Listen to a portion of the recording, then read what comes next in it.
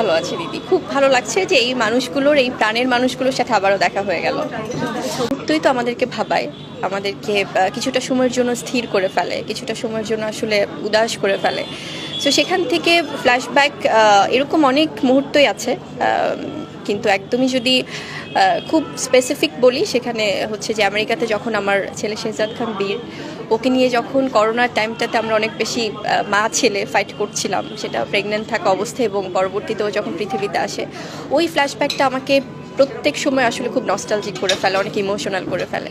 আর এছাড়া তো আছেই ছোটোবেলার অনেক ফ্ল্যাশব্যাক বাবা মার সাথে।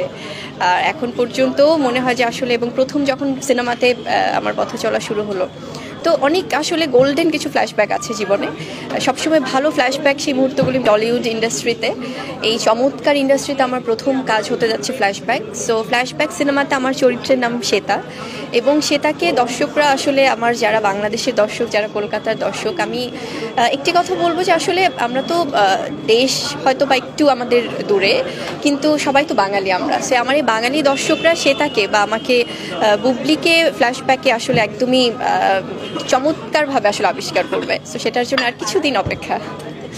সেটি আমাদের প্রসেনজিৎ স্যার, আমাদের দেবদা, জিৎদা, অঙ্কুশদা এবং সৌরভদার সাথে আমার কাজ হলো, এবং ইনফ্যাক্ট আবিরদা থেকে শুরু করে প্রত্যেকে, এত সবাই ভালো ভালো অভিনেতা আছে এখানে। আর তাছাড়া আমাদের উত্তম কুমার স্যার তো আছেই, আমি এর আগেও বলেছি। সো প্রত্যেকে আসলে সবার হয়েছে কি ইন্ডিভিজুয়ালিটি আছে।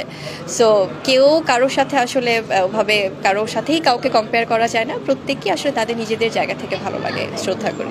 এই জায়গাটি তো আমাদের পৃথিবীর জন্য আসলে সবার জন্যই অনেক ঐতিহাসিক একটি প্লেস।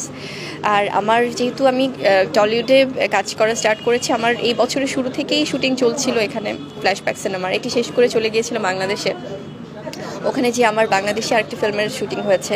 তারপরেও মাঝখানে আমি সবসময় চেষ্টা করি যে আমার জায়গা থেকে যতটুকু সময় পেয়ে আমি ছেলেকে নিয়ে ঘুরতে ট্রাই করি, কারণ ওকে আমার সময় দেওয়াটা সবচেয়ে মনে হয় যে খুব আনন্দের হয়।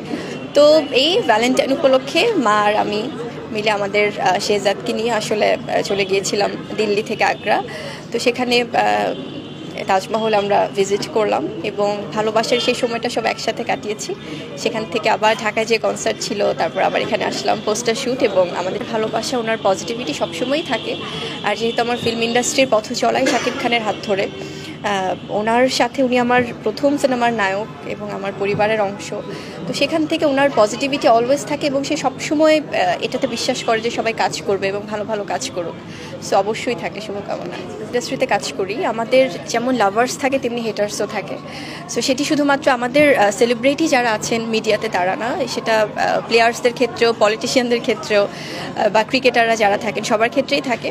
সো আমি এটা খুব পজিটিভিটি মনে করি বা পজিটিভলি দেখি, কারণ প্রত্যেকটা মানুষেরই তাদের নিজস্ব চিন্তাভাবনা আছে। যে মানুষগুলো হয়তো বা তারা খুব সহজেই সোশ্যাল মিডিয়াতে কমেন্ট করে বা অনেক সময় অনেক কিছু না জেনে স্ট্যাটাস দেয়, তারা তো আর আমাকে ব্যক্তি মানুষটা হিসেবে দেখছে না, তারা জানছে না, তারা তাদের মতো করে ভাবছে।